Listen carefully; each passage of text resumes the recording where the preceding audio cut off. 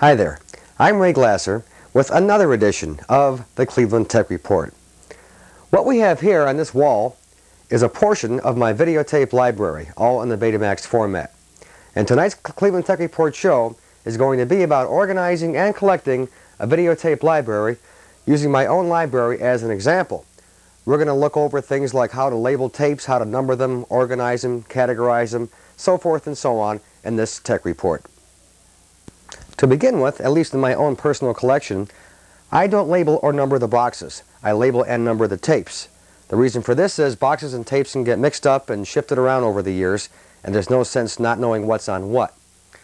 I've actually color-coded my tapes over the years, blue being for TV shows and red for movies, such as what we have right up here.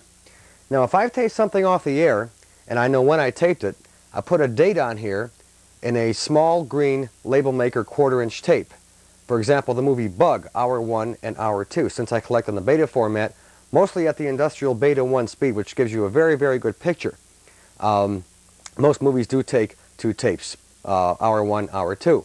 So here we have Bug, Hour 1 and Bug, Hour 2 on a red label and with a green Dymo 1/4-inch tape under it with the date. Over here's a TV show, which I taped way back in 1976, Voyage to the Bottom of the Sea, a classic, pretty hokey Irwin Allen series from the mid-1960s. Now this is on a blue tape because this is in fact a TV show. Now again, I have dates on both of these tapes, actually all these here, because I know when they were taped. Now here's an example of some tapes that have no dates on them. This is the syndicated TV show Starlost, which was produced in Canada back in the early 1970s and syndicated at the same time. Now this I probably got from somebody else in a mail trade. I did not tape this myself, and I had no idea when the thing was taped. So I just put the label on the center of the tape, centered both up and down and from left to right, again with no date. Again, here are some examples of movies that I had taped by me for somebody else, and I didn't know the dates that they were taped. Hence, just the title of the movies on the tape, again with no date. Now, as I mentioned, I use red and blue Dymo label tapes for the titles of movies and TV shows. Now, anything that does not fit either of those two categories gets a green tape, such as this tape number 305, the 1980 presidential debate between Carter and Reagan. This was not a weekly TV series or a movie, therefore this particular kind of tape gets a green label. Another example of a green label tape is a tape made off a video camera, such as my wife and I 1981 LA Las Vegas vacation. Cable TV shows made for cable shows also get a green label, such as HBO's The Time of Our Lives from 1983. Now, aside from using these small 1/4-inch Dymo labels for dates in green, I have another use for them yet. If I've got multiple episodes of a TV series, such as this English import called UFO, and I've got more than 4 or 5 tapes of the same series, I have to know what episode is on what tape, since they are all 1 episode per tape, since again I'm collecting at the beta X1 speed. Well, here's where I use a black 1/4-inch Dymo label tape so I can see the title of the episode on each tape, as I've done here. Now, all this stuff might seem somewhat complex to you, but actually it's quite simple. You have either a movie or a TV show, so therefore you have either a red or blue label, you have a date or no date, or you have a green label for a camera tape or a special cable type of show. Now all this was fine when all we had was beta 1, the 1-hour speed. Now when beta 2 came out in 1978, this complicated things even more for me. What I had to start doing when people began collecting on beta 2 and getting rid of their old beta 1 machines is putting a small 2 in the upper left-hand corner to indicate that the tape was recorded at beta 2 and I could not play it back on a beta 1 machine. Consequently, when beta hi-fi came out, I had to find a way to now label my tapes that were recorded in beta hi-fi at the beta 2 speed. So here we have a very, very tiny beta hi-fi logo underneath the 2 on this particular Sony high-grade tape. To make matters even more confusing, I also collect in beta 1 stereo, regular 2-track stereo, not beta hi-fi.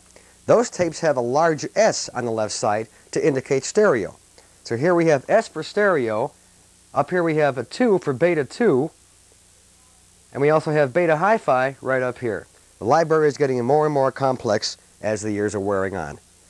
So, that's basically how I actually label my tapes with titles, dates, so forth and so on. Beta 1 versus Beta 2, Beta Hi-Fi versus Stereo, so forth and so on. Now what about numbering tapes?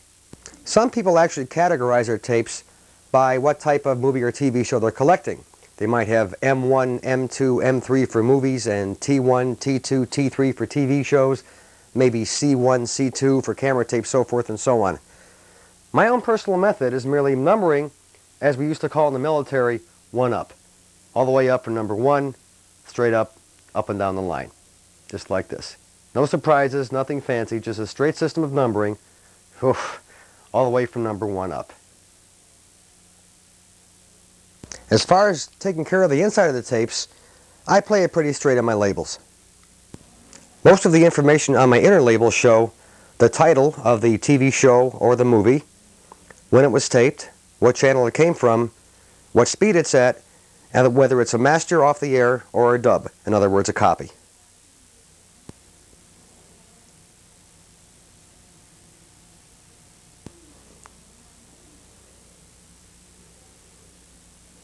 So that basically covers the labeling of the tapes inside and out.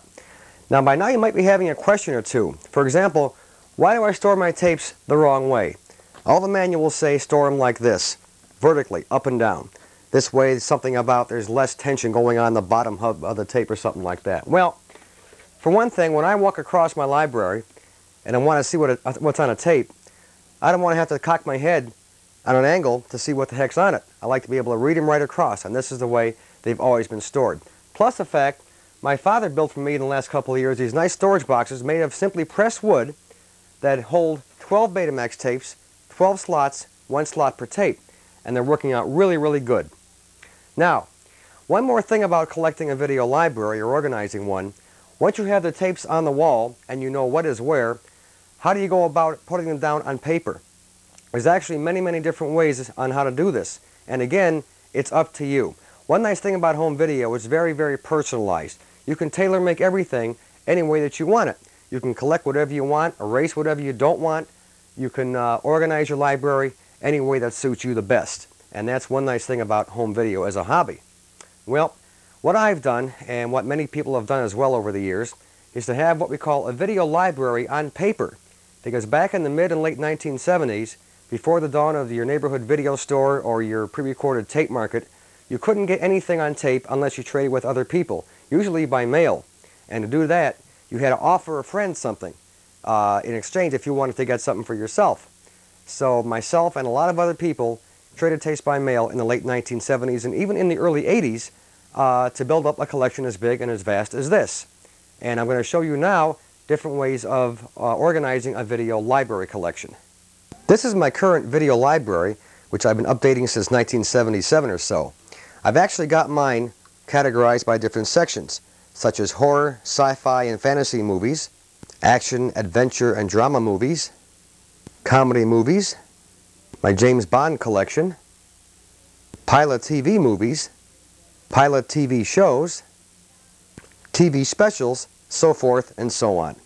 Now, what do I have in my library? Well, basically not too much. An indication of quality, such as those B pluses and B minuses and all that stuff there, the title of the episode or the movie, whatever it might be, and then some possible notes on it if there's some kind of special information I have to give you about that particular show. Other people do it, of course, other ways, and here are some examples of that. This person here, for example, gives you the format, which of course is NTSC, or our American TV system, the medium, whether it's beta or VHS, the source, what TV channel it came from, the number of the tape in his library, and then of course the title on the far right. This person here's got his library by category, and he only has numbers, titles, and quality indications. This person here has only title and comments. That's it. This person here is kind of like me, likes both TV shows and movies, and he has a very, very complex system of telling you what's on each tape. Let's kind of go into this real quick. Let's check out something like Damnation Alley with all that 2BL7C91 after it. The 2 stands for second generation copy, meaning it's not right off the air, it's a copy of something off the air. The B means beta format. L means long play, in this case the beta 2 speed. 7 is quality, anywhere from 10 to 1, 7 being about a C quality. C means color, and 91 means 91 minutes. That's the running time of this particular feature. So as you can now see, to many people, there's a lot more to home video than just going out to the neighborhood video store renting a couple tapes for the weekend. Collecting tapes, building a library is also part of the hobby for many, many people. And by the way, not that many people that I know of at least have over 700 tapes. I'm sure that you probably don't. But as time goes on, and as you do find things to save and things that will be never repeated on TV, you'll find that a library will definitely grow. Many people collect, or rather have their library on small 3x5 index cards or inside their home computer. They don't have to have titles on each tape. Many people put titles on boxes or numbers on boxes or maybe like a number on a tape. Again, home video is very, very individualistic. You can do anything you want with it. And that, of course, does include the way that you want to organize your own videotape library.